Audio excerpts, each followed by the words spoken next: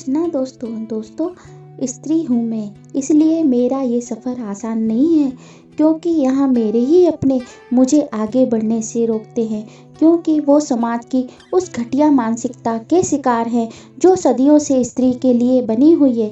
और इस घटिया मानसिकता के चलते हम स्त्रियों को बचपन से ही कितना कुछ सहना पड़ता है और आज भी स्त्रियों के लिखने पढ़ने पर रोक लगा दी जाती है।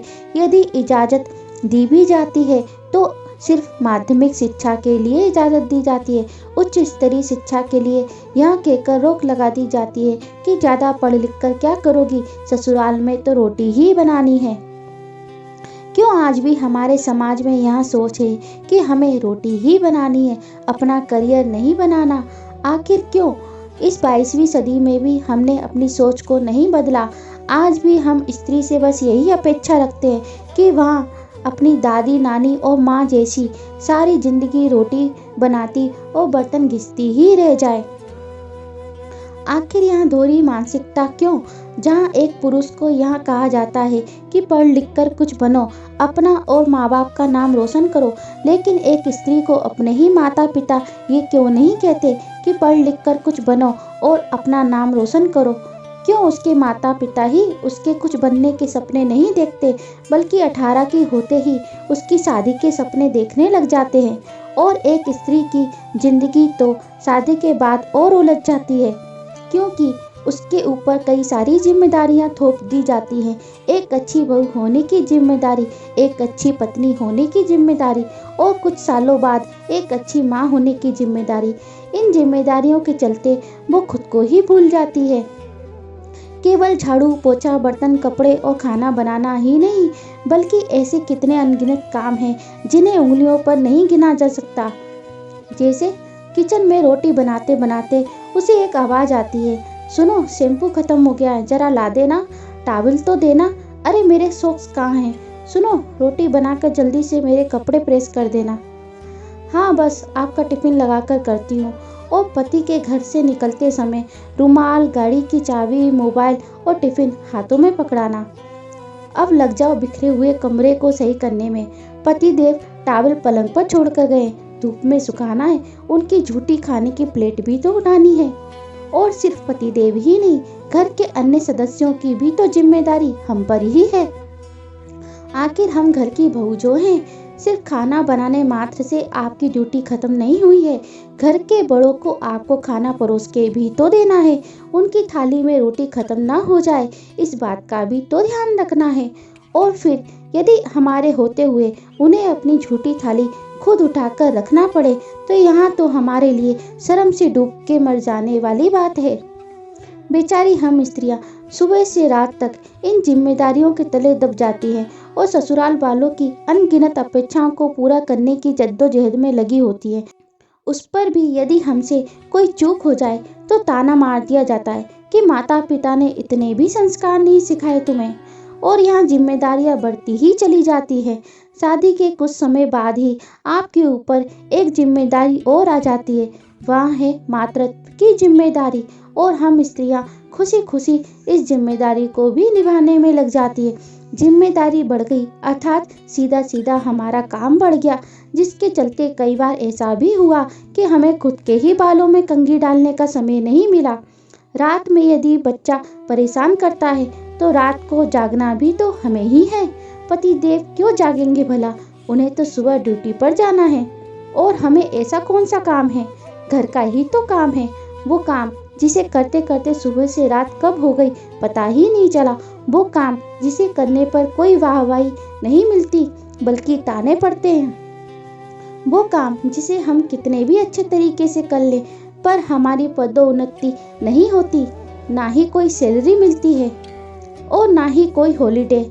और यदि आप बीमार पड़ गए जिसके चलते आपने हॉलीडे बना लिया तो ससुराल वाले खुद के ही घर का काम करने पर आपको इतना सुनाते हैं जैसे कि वहाँ आप पर एहसान कर रहे हों।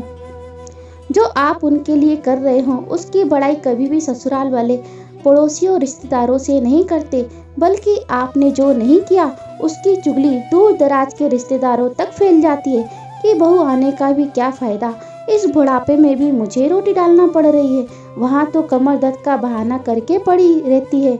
आखिर कैसे उसकी पीड़ा को अनदेखा कर उसे ताने दिए जाते हैं, और इतने ताने दिए जाते हैं कि वह बहू स्लिप डिस्क की असहनीय पीड़ा को सहते हुए भी काम करने की ताकत जुटा लेती है। आखिर कैसे एक औरत जब सास बनती है तो वहाँ यह सब भूल जाती है कि वह भी इसी सफर से गुजरी है। यह सब सहते सहते एक समय ऐसा आता है कि उसे एहसास होता है कि दूसरों को खुश करते करते वह अपनी खुशी को ही अहमियत देना भूल गई, बल्कि खुद को ही भूल गई। वहाँ तो खाना भी दूसरों की पसंद का ही खा रही है। उसे याद नहीं उसने कब लास्ट टाइम अपने चेहरे पर फेस पैक लगाया था, कब अपने हाथों पर नेल पेंट लगाया था, कब खुद को आईने में फुर्सत से निहारा था। और जिन लोगों के लिए उसने अपनी खुशी को दांव पर लगा दिया, वहाँ तो कभी खुश हुए ही नहीं, और ना ही कभी हो सकते हैं, क्योंकि वो लोग तो आपसे ना जाने कितनी सारी अनगिनत उम्मीदें लगाए बैठे हैं, और उन उम्मीदों पर आप चाहकर भी खरे नहीं उतर सकते। जिस समय पर आपका अधिकार था वहाँ दिन रात एक कर दूसरों की सेवा में समर्पित कर दिया, और जब उसके प्यार और समर्पण का कोई मोल नहीं समझा जाता, तब उसे यह एहसास होता है कि उसने क्या गलती की है, और सब कुछ चुपचाप सहती हुई उस पुरानी स्त्री में से एक नई स्त्री का जन्म होता है, जो हर बात का जवाब देना जानती है, जो अपने प्रति कुछ भी गलत नहीं सहती, जो जिम्मेदारियों के बोझ तले नहीं दबती, उतनी ही जिम्मेदारी निभाती है जितनी सहजता से निभाई जा सके। क्योंकि अब उसे अपने लिए भी समय निकालना है, कुछ मुकाम हासिल करना है, क्योंकि अब उसके जीवन का उद्देश्य सिर्फ रोटी बनाना नहीं, अपना नाम बनाना है, अपना करियर बनाना है। अब उसे कोई फर्क नहीं पड़ता कौन उसके बारे में क्या कहता है। अब वह अपनी जिंदगी दूसरों की मर्जी से नहीं, अपनी मर्जी से जीती है। अपनी पसंद का खाना खाती है, अपनी पसंद के कपड़े पहनती है, अपने जीवन के फैसले खुद लेती है, और किसी को भी यहाँ इजाज़त नहीं देती कि वहाँ उसके आत्मसम्मान को ठेस पहुँचाए। अब तराशने दो मुझे खुद को अपने तौर तरीकों से, तुम्हारे तौर तरीकों ने तो मुझे चूर चूर ही किया है। यह कहानी मेरी या सिर्फ एक स्त्री की नहीं, बल्कि भारत की हर दूसरी स्त्री की है, क्योंकि गरीब और मध्यम वर्गीय परिवारों में यह घटिया मानसिकता आज भी है। पर यह हमें तय करना है कि हमें वही पुरानी वाली स्त्री बने रहना है, जो सब कुछ चुपचाप सहती रहे और जिम्मेदारियों के बोझ तले खुद को ही भूल जाए। जो आपकी कदर नहीं करते उन अपनों के लिए अपने सपनों को भी भूल जाए, या खुद के अंदर उस नई स्त्री को जन्म देना है जो अपने सपनों को साकार करना जानती है, जो खुद को और अपने सपनों को प्रायोरिटी देना जानती है, जो गलत के खिलाफ आवाज़ उठाना जानती है, जो परवाह नहीं करती लोग उसके बारे में क्या कहते हैं, क्योंकि वह इस सच को अच्छे से जानती है कि लोगों का उसके प्रति गलत नज़रिया उसका व्यक्तित्व नहीं बदल सकता। दोस्तों, यदि आपको मेरी यह वीडियो अच्छी लगी तो आप इसे लाइक करें, शेयर करें, सब्सक्राइब करें, साथ ही बेल आइकन के बटन को भी दबा दें, ताकि इसी तरह की अच्छी जानकारी की वीडियो आप लोगों तक सबसे पहले पहुंचे।